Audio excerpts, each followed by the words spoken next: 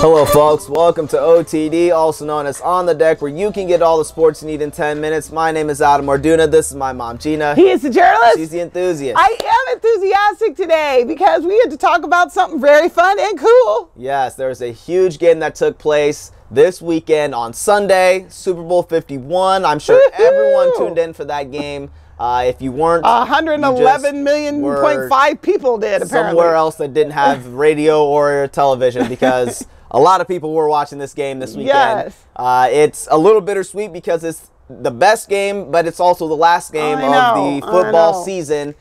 So we have no more football after this, but we will talk about this game because this was one of the craziest games I think I've seen in quite some time. I guess the NCAA National Championship, Ohio State, or not Ohio State, but Clemson and Alabama was the last two have been like that. Because there's just a lot of similarities to. It's kind of like the pros are finally mimicking college right now. It's like the excitement that you get in these college playoffs and bowl games and championships. We're getting that in the NFL. Yeah, I think a lot of that has to do with just the influx of younger players and newer faces in the league. So that's really awesome. And it's kind of like the NBA. You see all these newer faces, younger guys out there that are making plays. You look at the Minnesota Timberwolves, and there's so many good players in that. Speaking of young players, your sister wanted me to give a shout out because Blake Griffin is back, and that's her future husband. He is back, and the Clippers need him. He's a big help to that team. They do. All right, but back to the Super Bowl.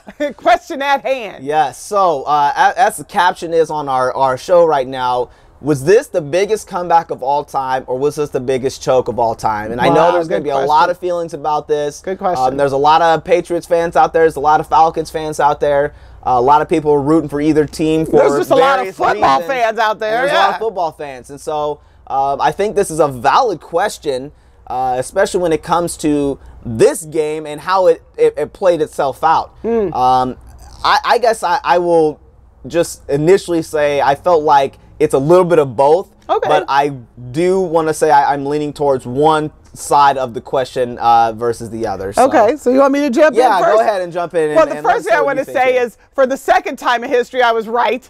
I picked Clemson in the national championship, and I did pick the Patriots. But I didn't pick them with my heart. I picked them with, really, honestly, just the odds are in your favor if you pick them. But I will tell you, going into halftime, I thought, I've jinxed them. My inability to pick a winner has finally jinxed the Patriots because I thought they were going to lose. That being said, as much as it was the biggest deficit overcome in NFL history, the biggest up to that point was 10 points. There was never been an overtime in the Super Bowl, and they took it to overtime.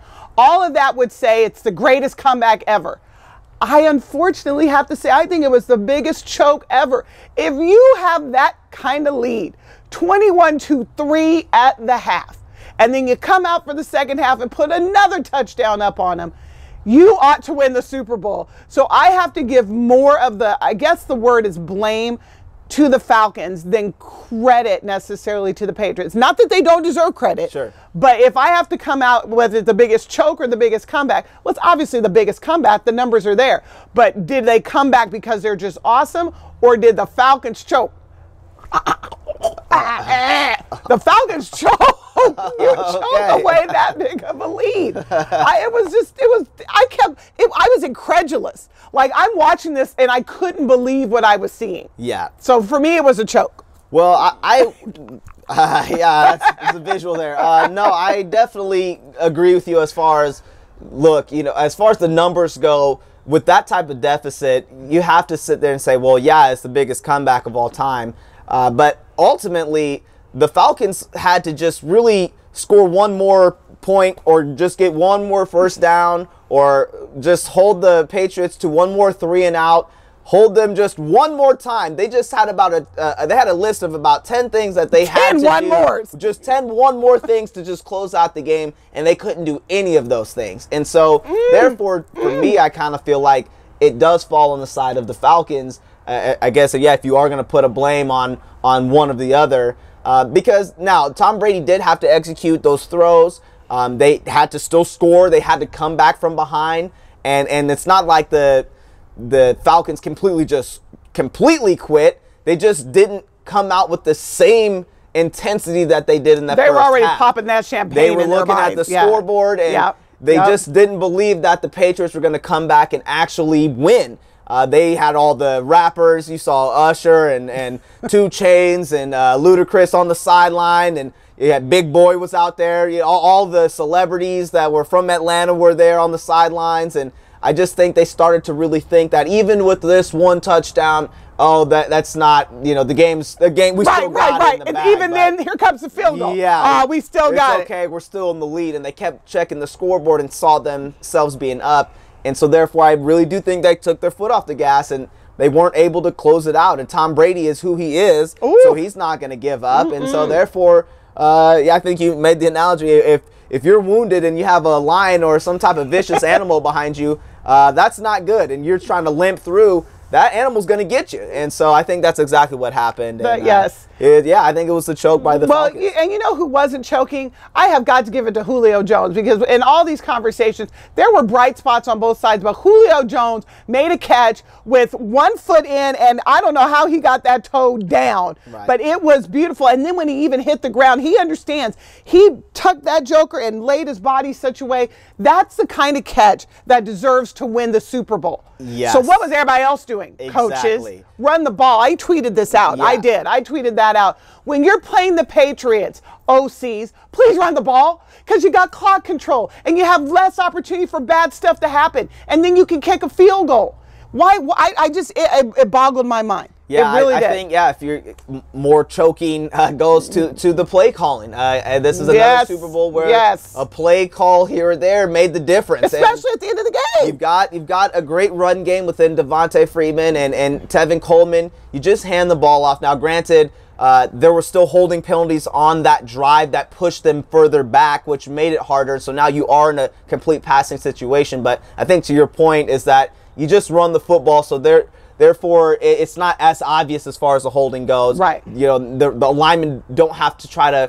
They're pass blocking instead of run blocking. Right. So right. maybe the holding wouldn't have occurred if it's a designed run play. I think more of that goes to the point where, hey, the Falcons coaching staff may have dropped the ball there as well. And so, not again, like we said, Tom Brady and Bill Belichick, those guys had to fight. They didn't give up at all. And no. So that right there owns a lot. And so. Well, and the effort in our New Year's resolution to not be such haters. I'm not a big Tom Brady fan, but I have always said, just like I say with LeBron, that the talent is undeniable. At the second half, I was waiting for Tom to implode and be Psycho Tom and screaming at his receivers and yelling out, especially when he was getting sacked. I expect him to start yelling at his linemen. You know what Tom Brady did? He zipped it and zipped it. He zipped it and zipped it. That ball was coming out hot and fast. It got where it needed to go, and he just handled his business. I have to give credit where credit's due there. Yeah, if there's an intangible about Tom Brady, is that he's a winner.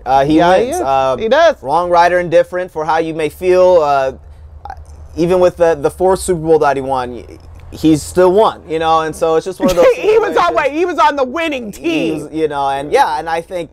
All of that's debatable. I've got my own thoughts on his Super Bowl journeys. Never going to take those away from somebody, but I do think there are some of the Super Bowls he benefited from an overall team standpoint. There you go. Not just him just taking over. You need to write that up on your Facebook page, because that's a really good again, thought. I'm not going to take anything away from someone winning 5 Super Bowls, and I think that's a huge, huge accomplishment. There's a lot of debates now with him being the greatest of all time.